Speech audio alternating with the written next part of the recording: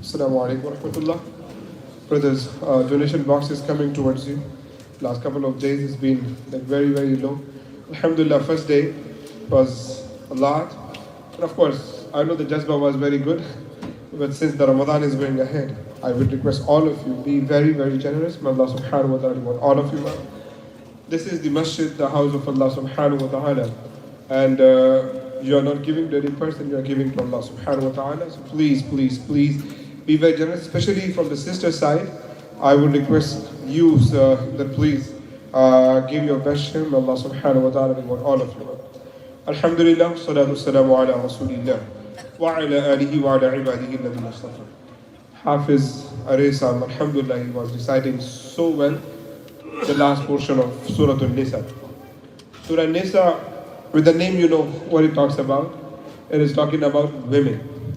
But especially, it is not about women only.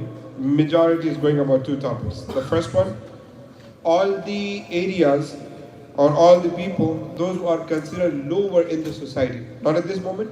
At the moment of Rasulullah sallallahu alaihi wasallam, yatama, orphans, masakeen, and widows, women, all of them. Allah subhanahu wa ta'ala is addressing all of them in Surah An-Nisa. The second portion, فَمَا لَكُمْ فِي الْمُنَافِقِينَ, and is talking about munafiqeen, hypocrites, those who were in the era of Rasulullah sallallahu alaihi wasallam, especially in Medina. So I'm not going to touch that topic, but we will talk about the first one, that alhamdulillah, when Islam came, Rasulullah sallallahu alaihi wasallam came, Islam gave honor and respect to women. Before that, there was nobody to even, accept the existence of women. They were just properties. You can use them as you want. You can treat them as you want. Islam came, you just read Surah An-Nisa, first half. You will get to know that Islam came and alhamdulillah taught us so many things, and among them the first one is existence. They are there. So that's why you have to know the rulings.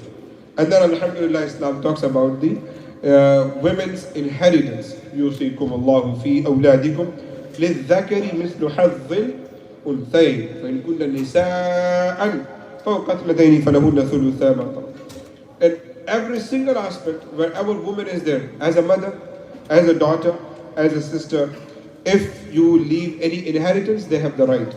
And alhamdulillah, Islam is the first to bring the inheritance for women.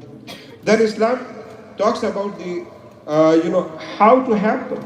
It's not like somebody dies and you can, without even getting married or something, you just, start having them. وَآتُوا النِّسَاءَ صَدُقَاتِهِنَّ نِحْلًا. You cannot do that. You have to marry them. فَانْكِحُوا مَا طَابَ لَكُمْ. You have to marry them.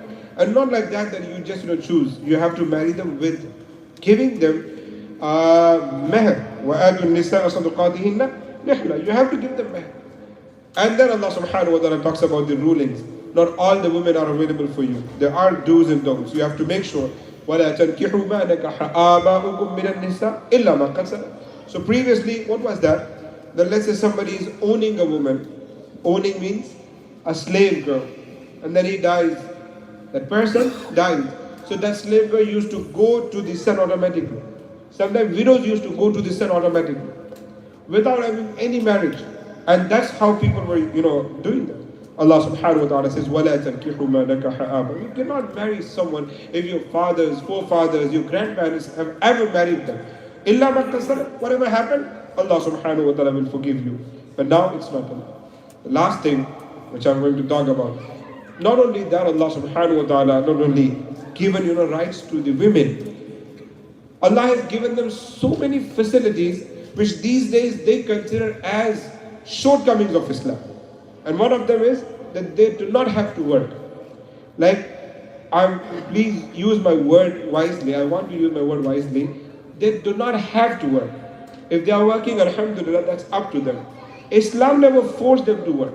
الرجال قوامون على النساء. Who are they responsible for your expenses? الرجال, men. They have to take it. وَبِمَا أَنْفَقُوا مِنْ أَمْوَالِهِمْ. Men, they have to provide you. Now, if you want to work, that's your choice. But the way Allah subhanahu wa ta'ala has kept us, it's in a way that men have to go out, work, provide food and sustenance. Women have to take care of the family, children, and the household. فَالصَّالِحَاتُ قَانِتَاتٌ حَافِظَاتٌ لِلْغَيْبِ بِمَا حَفِظَ اللَّهُ.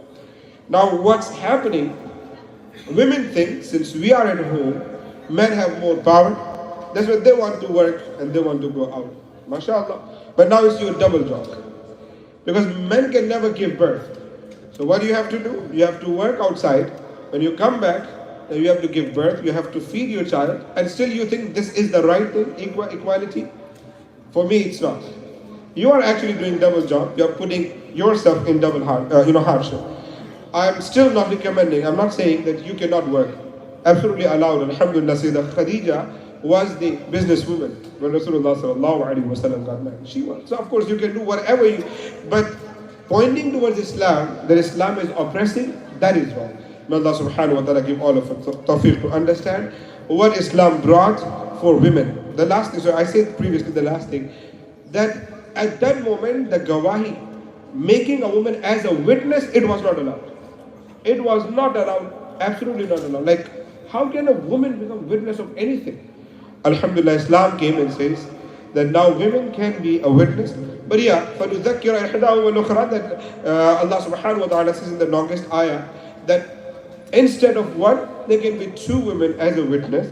So, if they forget, if one forget, the another one is going to remind her. فَتُذَكِّرَ إِحْدَاهُمَا الْأُخْرَى. If one forgets, another one is going to remind her. That's it.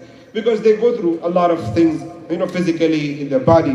So Allah subhanahu wa ta'ala has given them so many ease. May Allah subhanahu wa ta'ala give my sisters, my community sisters, the understandings of Islam, inshallah rahman. These are the masail Islam has, mentioned, elaborated, like with so much elaboration. If you read Quran, there is no elaboration for salah, how to pray. There's no. But for the masail, who you are going to get married, how you are going to get married, what are the hududullah, mashallah, so much elaboration, because it matters. Allah subhanahu wa ta'ala make all of us good Muslims. If you haven't made money today, please bring extra tomorrow, and when donation box come to you, be very generous. Jazakallahu khair.